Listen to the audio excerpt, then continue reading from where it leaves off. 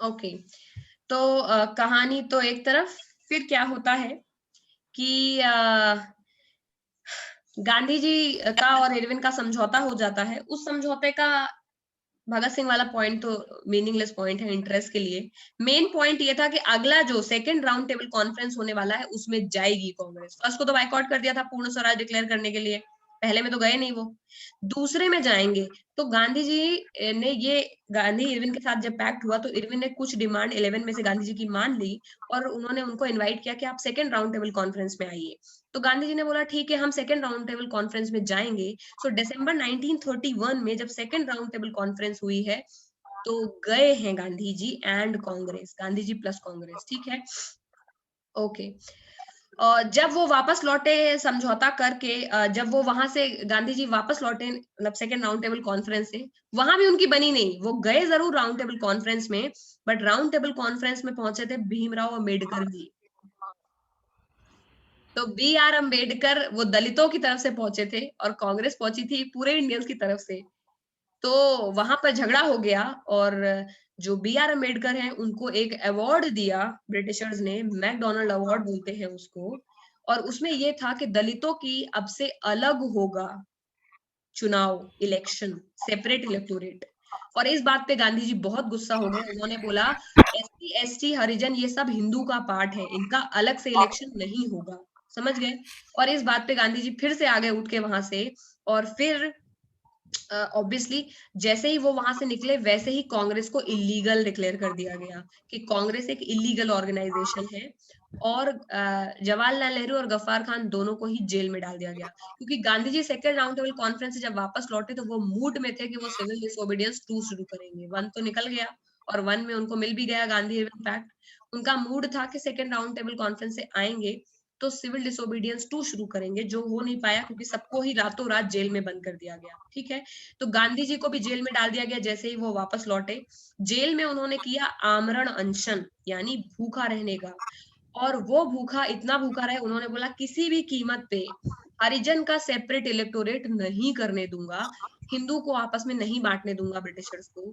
उस केस में B are Ambedkar पहुंचे गांधी जी से पूना, पुणे की येरावड़ा जेल में मिलने, क्योंकि उनको पुणे में बंद किया गया था। और वहां पर समझौता हुआ बी आर अम्बेडकर और गांधी जी के बीच, जिसका नाम है पूना पैक्ट, क्योंकि वो पुणे में हुआ था। तो अगर कोई ये समझे कि क्या दलित हमेशा से कांग्रेस के साथ रहते थे, नहीं। दलित लोग हमेशा से ही बी आर अम्बेडकर के साथ रहते थे। और बी आर अम्बेडकर खुद अकेले दलितों की तरफ से गए थे राउंड टेबल कॉन्फ्रेंस अटेंड करने। कांग्रेस तो पूरी इंडिया की माई बाप बन के गई थी। वहां पर अम्बेडकर ने ये बोला कि दलितों पे बहुत अत्याचार करते आई है अपर कास्ट सालों से, हमको सेपरेट इलेक्टोरेट दिया जाए, और उनको दे दिया गया था, ठीक है। तो एक डिवीजन होने वाला था जो कि रोक लिया गांधी जी ने आमरण अनशन करके। और उन्होंने ये वादा किया कि तुम लोग सेपरेट इलेक्टोरेट मत मांगो। सेपरेट इलेक्टोरेट समझ रहे हो, उनके इलेक्शन अलग होंगे और केवल दलित ही उनके लिए वोट करेंगे, दलितों की सीटें अलग रहेंगी, उनको वोट करने भी केवल दलित जाएंगे उनका। हड़ताल पे बैठ गए तो सबको इतना क्यों फर्क पड़ रहा था, मतलब उन लोगों आई डोंट नो, दलितों उनकी छवि ऐसी थी, बहुत लोग उनको फॉलो करते थे इंडिया में और वो बहुत मैम सॉफ्ट यही स्पोकन थे। 21 डेज तक चला था क्या, वो जो बोलते हैं ना कि गांधी जी ने 21 डेज हाँ, तक, वही वो तो फास्ट यही उन्होंने रखा था और उन्होंने बोला मैं मर जाऊंगा लेकिन ये नहीं होने हड़ताल दूंगा कि। कैसे चला? क्या बेटा? जेल में भूख हड़ताल तो बाहर कैसे पता चला? अरे तो न्यूज वाले तो लीक कर देते हैं ना, और यही तो काम था, भूख हड़ताल किया इसीलिए था ताकि लीक हो जाए और मजबूर हो जाए बी आर अम्बेडकर आने के लिए समझौता करने को। तो वो 21 डेज के बहुत बड़े फास्ट पे, रिगरस फास्ट पर चले गए। फिर वो चाचा नेहरू यानी जवाहरलाल नेहरू गए बी आर अम्बेडकर से, उन्होंने बोला कि मर जाएगा बूढ़ा, क्या कर रहे हो, जाओ कर लो बात, क्यों अलग कर रहे हो दलितों को। तो वो गए मिलने के लिए पुणे जेल में। उन्होंने बोला कि बापू आप अपनी हत्या का जो इल्जाम है वो मेरे सर पे मत डालिए, मैंने दलितों के लिए हक मांगा है क्योंकि दलितों के साथ बहुत सालों से अत्याचार हो रहा है। तो बापू ने बोला ठीक है, वो दलित नहीं है मेरे लिए, तो वो हरिजन है यानी भगवान के बच्चे हैं। तो एक काम करो, उनको सेपरेट इलेक्टोरेट मत दो, मतलब उनको अलग मत करो हमसे, उन्हें रिजर्वेशन दे दो। तब से आज चला आ रहा है ये रिजर्वेशन जो आज तक चल रहा है, बापू की देन है। तो बापू ने सेपरेट इलेक्टोरेट ना मांग करके दूसरी कम्युनिटी के लिए रिजर्वेशन मांगे, मतलब इलेक्शन साथ में होंगे, बस कुछ सीट होंगी वो उनके लिए रिजर्व कर दी जाएंगी, ठीक है, उनके पॉपुलेशन के हिसाब से। ऐसा नहीं होगा कि उनका इलेक्शन अलग हो।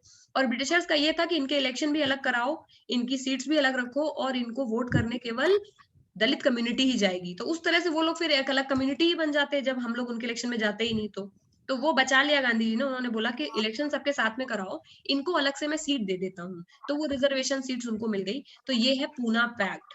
तो क्वेश्चन काम का क्या है, किसके बीच हुआ, क्या हुआ, कब हुआ नहीं पूछेगा, किसके बीच हुआ। आई थिंक याद रखोगे बी.आर. अम्बेडकर गांधी जी के बीच हुआ है। कब हुआ है, 1931 में। कहाँ हुआ है, येरावड़ा जेल, पुणे। ठीक है, ओके। फिर गांधी जी जब वापस 2-3 साल जेल में ही बंद रहे, क्योंकि राउंड टेबल कॉन्फ्रेंस में जो हुआ हंगामा उससे ब्रिटिशर्स चिढ़ गए थे और वो अब चाहते थे कि कांग्रेस को किसी भी तरह पूरी तरह बैन करो, इनको बाहर निकलने ही मत दो, इनको बाहर निकलेंगे फिर से मूवमेंट करेंगे सिविल डिसोबीडियंस। तो 2-3 साल उम्र क्या कैद की सजा क्यों दी? ऐसे तो किसी को भी उम्र कैद की सजा फांसी वगैरह चढ़ा देते हैं, गांधी ऐसे जी नहीं को क्यों कर नहीं सकते थे, क्योंकि ब्रिटिशर्स को तुम कितना भी बुरा कहो but they followed rule of law. जितनी सजा डिजर्व करते हो उतनी ही मिलेगी। अगर फांसी का काम नहीं किया तो फांसी नहीं देते थे। ठीक है, तो सिविल डिसो उनको बंद कर दिया जेल में। 2-3 साल के बाद गांधी लौट के आए और 2 साल के बाद, नहीं शायद 1 ही साल के बाद वापस आ गए थे वो 32 में, क्योंकि उन्होंने सिविल डिसोबीडियंस मूवमेंट दोबारा शुरू किया। फिर वो लौटे लेकिन वो चला नहीं, इसीलिए उसका नाम कोई लेता नहीं है सिविल डिसोबीडियंस 2.0, क्योंकि वो ज्यादा चला नहीं था। ठीक है, तो अब हम पूरा सिविल डिसोबीडियंस मूवमेंट का इन एंड आउट जानते हैं कि कैसे खत्म हुआ, कब खत्म हुआ, क्यों खत्म हुआ। ठीक है, अब हमें ये देखना है कि कौन कौन से लोग थे जिन्होंने मूवमेंट पे अच्छे से पार्टिसिपेट किया। ठीक है, तो सिविल डिसोबीडियंस मूवमेंट, ये बहुत ही बड़ा लंबा पैराग्राफ दिया हुआ है जिसको बहुत छोटे में हमें लिखना है। हमें ये देखना है कि आखिर कौन कौन से लोग हैं जिन्होंने मूवमेंट में पार्टिसिपेट करा। तो पहली कम्युनिटी तो है पाटीदार ऑफ गुजरात और जाट ऑफ उत्तर प्रदेश। ये दोनों ही कम्युनिटी एक्टिव थी मूवमेंट में। ठीक है, क्योंकि ये लोग क्रॉप प्रोड्यूसर थे और इनका ट्रेड बहुत इम्पैक्ट कर रहा था टैक्स से, क्योंकि ये लोग क्रॉप को प्रोड्यूस करते थे। इनके ट्रेड को बहुत इम्पैक्ट हो रहा था ब्रिटिशर्स के टैक्स से। तो ये लोग बहुत गुस्से में थे, तो इन्होंने सिविल डिसोबीडियंस मूवमेंट को अच्छे से ज्वाइन करा। ठीक है, धीरे धीरे पुअर पीजेंट्स जो थे, गरीब किसान, वो भी मूवमेंट में जुड़ गए। तो पाटीदार, जाट, पीजेंट्स, ये सब लोग उन्होंने मिलजुल करके बढ़ चढ़ करके कैंपेन में पार्टिसिपेट किया। ठीक है, कांग्रेस जो है वो स्टार्टिंग में नो रेंट कैंपेन को सपोर्ट नहीं कर रही थी, क्योंकि वो ये नहीं चाहती थी कि ब्रिटिशर्स को कोई भी टैक्स ना दे, क्योंकि वो चाहते थे कि उनका मूवमेंट सक्सेसफुल रहे, वरना ब्रिटिशर्स गुस्से में आएंगे तो बहुत रिप्रेस करेंगे। स्टार्टिंग में ऐसा नहीं था, बट बाद में धीरे धीरे करते करते बहुत लोगों ने टैक्स नहीं दिया। उसके अलावा तो एक कम्युनिटी तो हो गई पीजेंट्स यानी गरीब किसान, दूसरी कम्युनिटी हो गई पाटीदार और जाट यानी थोड़े अमीर किसान। अगली कम्युनिटी है हमारी मर्चेंट और इंडस्ट्रियलिस्ट। तो मर्चेंट और इंडस्ट्रियलिस्ट ने भी सिविल डिसोबीडियंस मूवमेंट को सपोर्ट करा, क्योंकि फॉरेन गुड्स बहुत इंपोर्ट होती थी इंडिया में। समझ गए, ब्रिटिशर्स अपना बनाया हुआ सामान बहुत बेचते थे यहाँ पर, और इंडस्ट्रियलिस्ट और मर्चेंट ये चाहते थे कि उनका सामान इंडिया में बिके। है बात की नहीं? अगर जमशेदजी टाटा उस वक्त थे तो वो क्या चाहते होंगे, ब्रिटेन का बना माल यहाँ बिके या हम टाटा का बनाया हुआ। तो इसीलिए इंडस्ट्रियलिस्ट और मर्चेंट जितने थे उन्होंने सपोर्ट किया, क्योंकि वो नहीं चाहते थे कि फॉरेन क्लोथ इंडिया में आए और वो ज्यादा बिजनेस करे, फॉरेन गुड्स ज्यादा बिजनेस करे। वो चाहते थे हमारे गुड्स ज्यादा बिजनेस करें। इसीलिए उन्होंने सिविल डिसोबीडियंस मूवमेंट को सपोर्ट किया कि क्या पता निकल जाए यहाँ से, ब्रिटिशर्स एक बार चले जाएंगे तो हमारी तो बल्ले बल्ले, फिर हम ही ट्रेड करेंगे पूरी कंट्री में। तो मर्चेंट और इंडस्ट्रियलिस्ट ने भी इसीलिए उनको सपोर्ट किया। ठीक है, जो वर्किंग क्लास थी यानी इंडस्ट्रीज में जो लेबर काम कर रहे थे उन्होंने सपोर्ट नहीं किया, क्योंकि उनको कोई रीजन नहीं था सिविल डिसोबीडियंस मूवमेंट में सपोर्ट करने का, क्योंकि इंडस्ट्रियलिस्ट ज्यादा क्लोज आ गए थे कांग्रेस के, क्योंकि इंडस्ट्रियलिस्ट का बहुत ज्यादा उसमें वो था, मतलब वेस्टेड इंटरेस्ट था उनका, उनकी क्या बोलते हैं जेब गरम होनी थी। और इसीलिए कांग्रेस को कुछ लोग बदनाम करने लगे कि ये अमीरों की पार्टी हो गई है अब, क्योंकि केवल इंडस्ट्रियलिस्ट को ये सपोर्ट कर रही है और गरीबों के लिए तो कोई मूवमेंट लड़ ही नहीं रही है। तो सिविल डिसोबीडियंस मूवमेंट में 2 कम्युनिटीज हैं जिन्होंने पार्टिसिपेट नहीं किया है बिल्कुल भी। एक है मुस्लिम जिन्होंने नॉन कॉपरेशन में किया था, और दूसरे हैं एकदम निचले तबके के गरीब यानी लैंडलेस लेबर, कंस्ट्रक्शन लेबर्स, और जितने भी एकदम निचले वर्ग के लोग हैं ना उन्होंने सपोर्ट नहीं किया। और इसीलिए इसका एक क्रिटिसिज्म है कि बहुत बड़ा मास बेस नहीं बना सकी सिविल डिसोबीडियंस।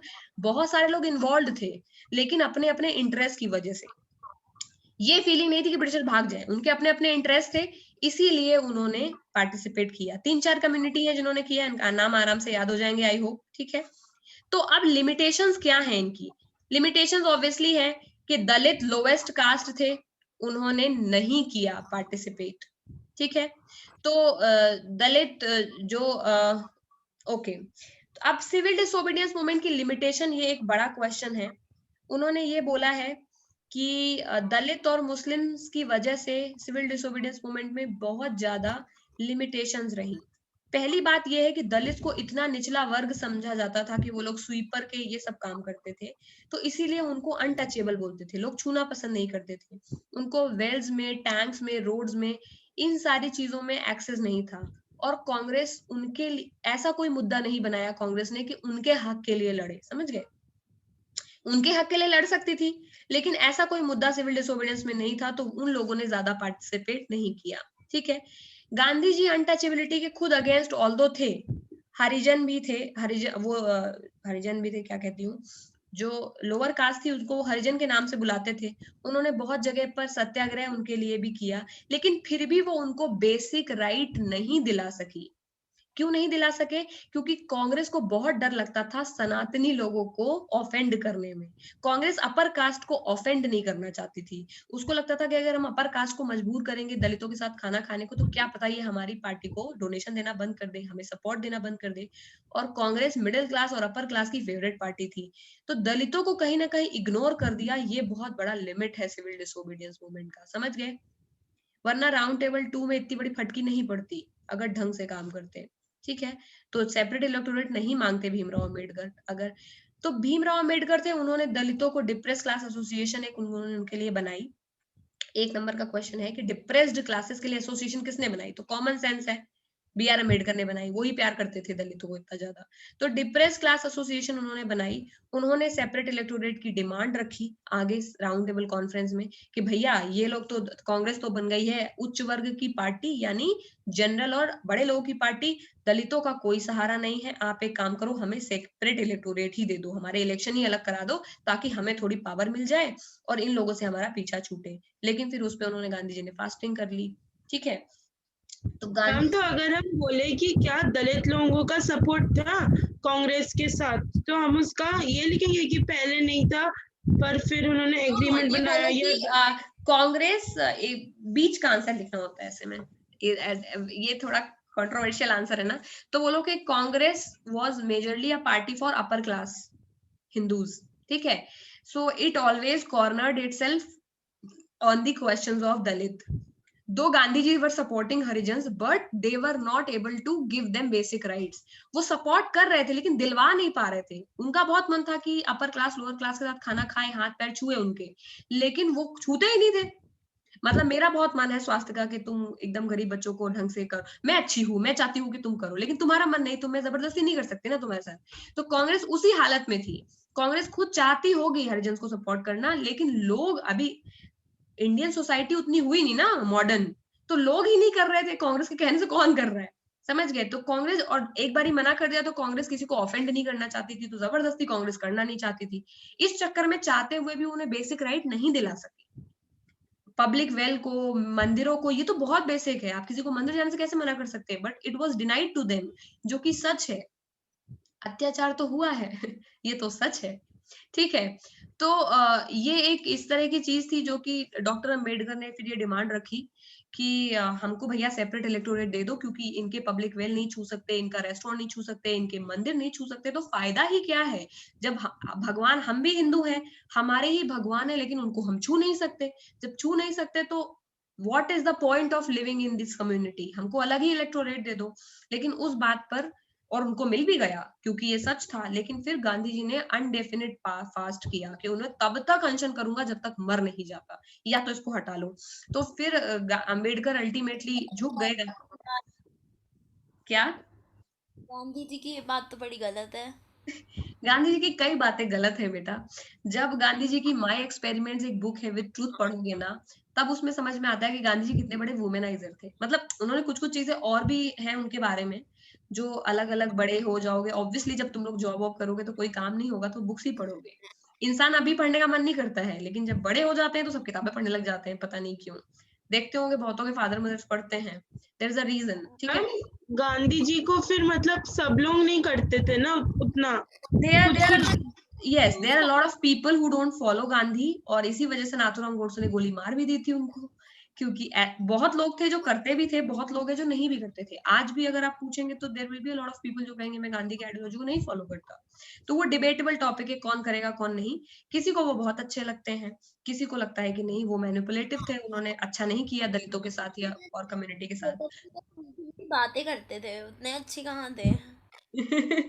अच्छी अच्छी बातें ही तो ज्यादा इंपॉर्टेंट है बेटा पॉलिटिक्स में। पॉलिटिक्स इज ऑल अबाउट जुमलाबाजी। हाँ जो मतलब चंड चंट तो थे ही, इसमें कोई डाउट नहीं है, चंट थे वो, ठीक है। तो अंबेडकर ने अल्टीमेटली फिर गांधी जी की डिमांड मान ली, उनके पास कोई ऑप्शन नहीं था। और फिर 30 सॉरी मैंने ईयर गलत बता दिया शायद, मैं डेट्स के साथ थोड़ी वीक हूँ। अंबेडकर ने फिर 1932 में किया है पूना पैक्ट, मैंने 31 शायद बताया था, तो सितंबर 1932 में हुआ है पूना पैक्ट। तो पूना पैक्ट से क्या हुआ कि दलितों को रिजर्वेशन मिल गया, समझ गए, बस इतना ही हुआ है, उनको रिजर्वेशन मिल गया, उनका सेपरेट इलेक्टोरेट वाला फंडा हट गया, ठीक है। लेकिन धीरे धीरे धीरे धीरे लेकिन तब भी दलित लोग उतना ज्यादा जुड़े नहीं सिविल डिसोबीडियंस से। तो दो कम्युनिटी एकदम रट लो, लेबर क्लास, तीन लेबर क्लास, दलित और मुस्लिम्स नहीं गए। पूछे कौन नहीं गया सिविल डिसोबीडियंस, बोलो हम तीन नहीं गए, ठीक है। मुस्लिम ऑर्गेनाइजेशंस भी, तब तक मुस्लिम लीग आ गई थी पिक्चर में 1930 तक, तो मुस्लिम सारे मुस्लिम लीग की तरफ चले गए, दलित सारे अम्बेडकर की तरफ चले गए। तो मुस्लिम्स ने भी कम पार्टिसिपेट किया, क्योंकि वो मुस्लिम लीग को ज्यादा फेवर कर रहे थे, उनको लगता था कि मुस्लिम्स के इंटरेस्ट को मुस्लिम लीग ज्यादा बचा पाएगी, जो कि वो कर भी रही थी। और एंड में मुस्लिम लीग ने पाकिस्तान मांग लिया मुस्लिम्स के लिए, इससे ज्यादा क्या बचाएगी इंटरेस्ट, समझ गए। तो मुस्लिम सारे मुस्लिम्स उनकी तरफ थे, तो मुस्लिम्स ने भी बहुत ल्यू को मतलब ठंडा सा, हल्का सा गर्म, एकदम ठंडा रिस्पॉन्ड दिया। तो खिलाफत मूवमेंट ने जितना बड़ा हिंदू मुस्लिम यूनिटी को देखा, उतना बड़ा Hindu Muslim unity civil disobedience movement ने नहीं देखा, और यही है सिविल डिसोबीडियंस मूवमेंट की कमी, समझ गए। तो तुम्हें कमियां पता है मूवमेंट की, इससे ज्यादा कमियां बताने की जरूरत नहीं है। बहुत बहुत जगह पर ऐसा हुआ कि मुस्लिम्स को इसमें कोई मुस्लिम था?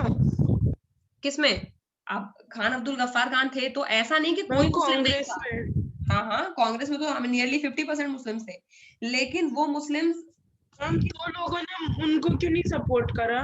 I don't know, somehow I know कि मुस्लिम्स ने मुस्लिम लीग को सपोर्ट किया। कुछ मुस्लिम्स हैं पढ़े लिखे जिन्होंने कांग्रेस को सपोर्ट किया, अपर क्लास, लेकिन कॉमन जनता मुस्लिम्स ने कांग्रेस को उतना सपोर्ट नहीं किया। या ये भी मान सकते हो कि मुस्लिम्स बट गए, आधे चले आए कांग्रेस की तरफ, क्योंकि कांग्रेस में भी मुस्लिम बहुत ज्यादा थे, ठीक है।